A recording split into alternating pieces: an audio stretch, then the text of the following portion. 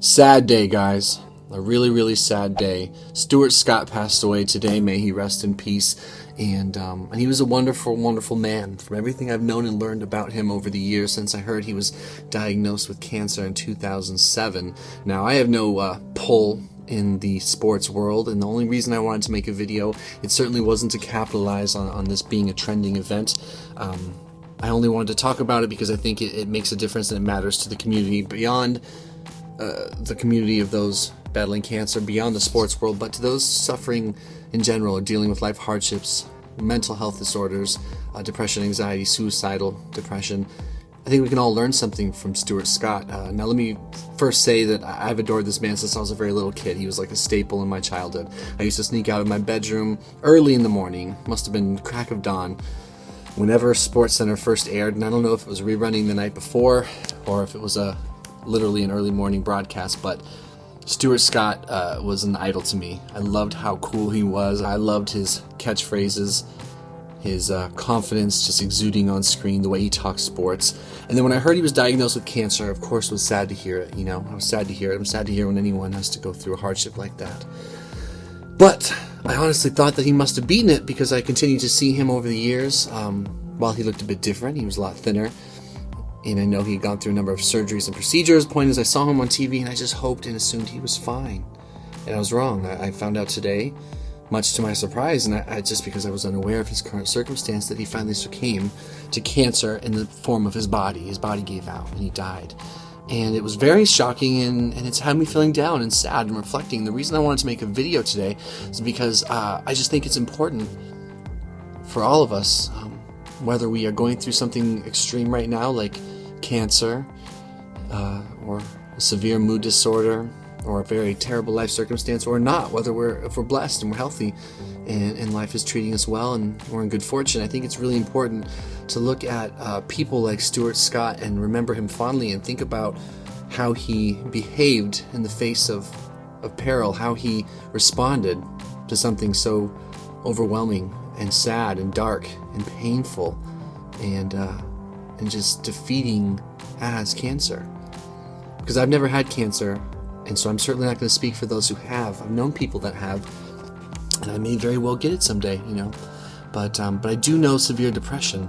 I do know suicidal depression, panic disorder, and I know that fight. And most people don't even realize how similar they are. Now, let me be very clear. I am not here comparing myself or my experience with suicidal depression or anything like that with the experience of a cancer survivor or the experience of Stuart Scott. I'm not comparing or anything like that. I'm just saying that what we do share in common is a very difficult, extreme situation that can be life-threatening. And the reason I wanted to talk about it, the reason I wanted to make a video, was because what Stuart showed and proved in his actions, and the way he handled his situation, was that even in the face of something like cancer, and for me, as I reflect, in the face of severe depression, it is not defining you. You can still live. You can still be useful. You can still thrive. You know, it's how you respond, because it's a powerless situation. There's only so much you can do, and Lord knows that in my personal experiences, I've wanted to give up, and I've wanted to quit, and I've wanted to succumb to my severe mood disorders many times. And I watched this incredible video on YouTube. I'm going to link it. And it was Stuart Scott's ESPY speech when he accepted this award, and it was just from this last summer, and I encourage all of you to watch it. It's truly moving and heartwarming, and it's a reminder that we still have a say in our life, no matter what. We can live on our own terms, we can fight on our own terms, God willing, we can die on our own terms, no matter if we deal with cancer, no matter if we deal with severe mood disorders and debilitating life circumstances. I was very inspired and moved by the way he lived his life these last 7 years. I'm so sad that he is gone, but his legacy will live on, his memory will live on, and what he stood for beyond the sporting world, but what he stood for in the face of adversity, it's going to stay with me, and it should stay with you. Please click the link below and watch this video. It gives you a quick insight into what he's been going through these last few years, ultimately leading to his death. and how he responded. And it makes me want to live my life to the fullest. It makes me want to be respectful of my time here on this earth. And it makes me want to be brave more than anything, because he could have tucked tail, you know, like all of us can.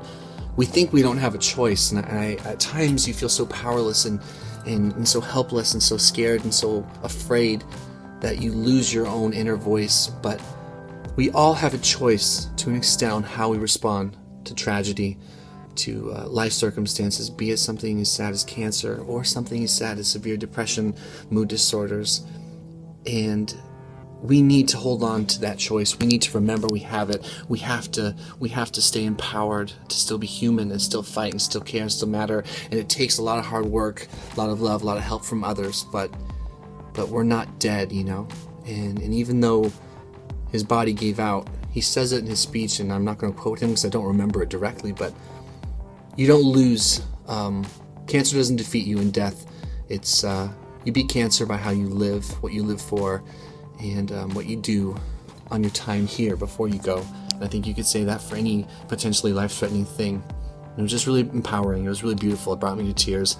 I'm going to miss him. I had no idea he was so close to going. May he rest in peace. Prayers go out to his family. And if you guys listen, be inspired by this man. You know, some people you get the feeling are inspirational because they want to be. But this man is inspirational because he is. And, you know, you can tell that he's just lived his life to the best of his ability, and he never let his cancer kill his spirit.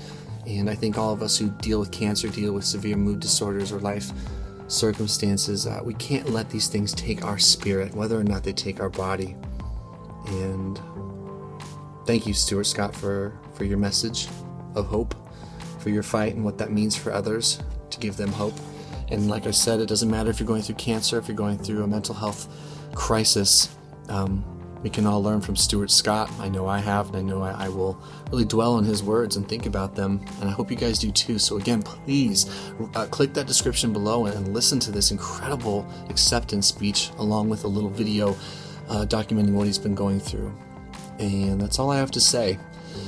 Life is precious. What am I doing with it right now? What more can I do? And how can I be of service and help others?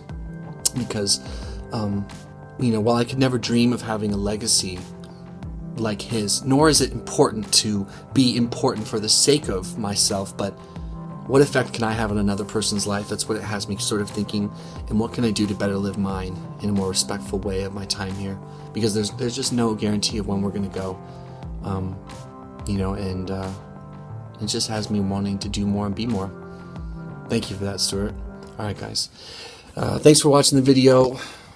Say a little prayer for his family. Say a little prayer for anyone in this world who's suffering. And there's a lot of people suffering out there. And take good care of yourself. We'll see you guys in the next video. And gone but never forgotten. Rest in peace, Stuart Scott.